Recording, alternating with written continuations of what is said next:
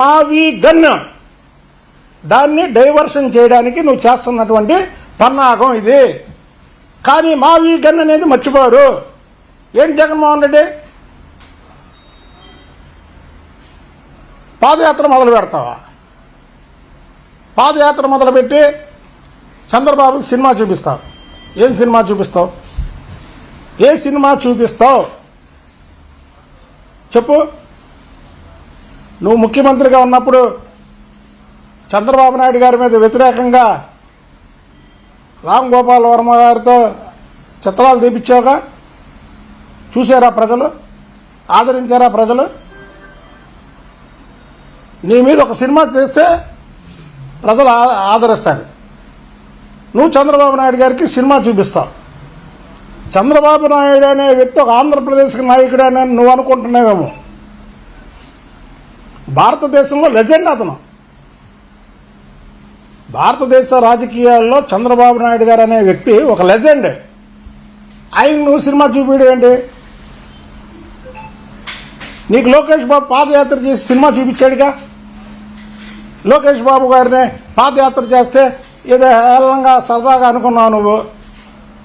భారతదేశంలో ఏ నాయకుడు పాదయాత్ర చేసినా అంత జనాలు రాలేదే. అంత జనం వచ్చి నీరాజనం పలికి చేశారే. నీవు చంద్రబాబు నాయుడు గారికి సినిమా చూపిస్తా ఉంటావేంటి? లోకేష్ బాబుకు కూడా ట్రైలర్ చూపించలేవు నువ్వు. లోకేష్ బాబు గారికి కూడా ట్రైలర్ చూపించలేవు. చంద్రబాబు గారి దాకా వెళ్తున్నావు నువ్వు. ఇవాళ ఇక్కడ డైవర్షన్ పాలిటిక్స్ నడుస్తున్నాయండి.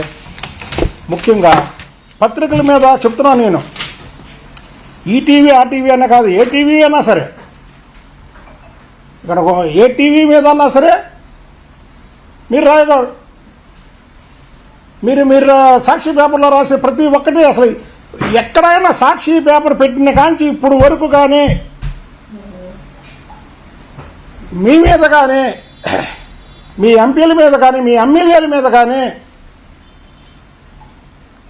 ఆఖరికి పంచాయతీ బోర్డు మెంబర్ మీద కానీ వ్యతిరేకమైనటువంటి వార్త వచ్చిందా నువ్వు గుండెల మీద చేసుకొని చెప్పు. లేదంటే నీ పేపర్లో పెట్టిన కాంచి ఈ రోజు వరకు రా.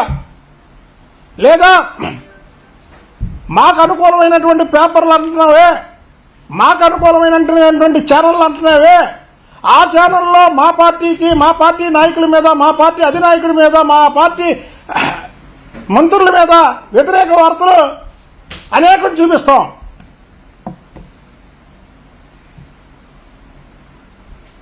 ఎవరి పత్రికలు?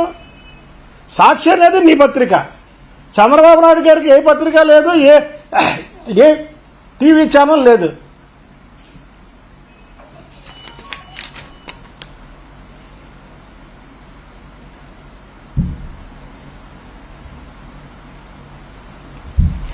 ఇవాళ మహిళల గురించి ఏదో రాశారు. ఏం రాశారండి అందులో? ఏమన్నా బూతు పదాలు ఏమన్నా రాశారా? చెప్పండి. బూతు పదాలు రాశారా? మీరు అమరావతి రైతుల్ని వేశ్యలతో మాట్లాడినప్పుడు వాళ్ళంతా మనోవేదనకు గురయ్యారండి. ఇవాళ ఏంటి ఏదో పత్రికల ఆఫీసుల మీదకి వెళ్తే భయపడిపోతారు అని ఒక ఉద్దేశంతో ముమ్మాటికి ఇది మాత్రం డైవర్షన్ పాలిటిక్సే. అసలు మేము వస్తాం అంటే ఏంటి? నువ్వు ఎక్కడ వస్తావు ఇక మళ్ళీ చెప్పు. ఈ రాష్ట్రంలో కూటమి పాలన 30 ఏళ్ళు నడుస్తుంది. మేము వస్తామని వాళ్ళని ఇది ఎన్నికల ముందు వైసీపీలో ఉన్నటువంటి ఎమ్మెల్యేలు, ఎంపీలు, మంత్రులు తెలుగుదేశం పార్టీలో చేరిపోతుంటే వైనాట్ 175 అన్నాడు. అంటే ఏంటంటే 170 సీట్లు మేమే గెలుస్తాం, ఊరికి వెళ్ళిపోయే వాళ్ళని ఆపుకోవడానికి ఆ మాటని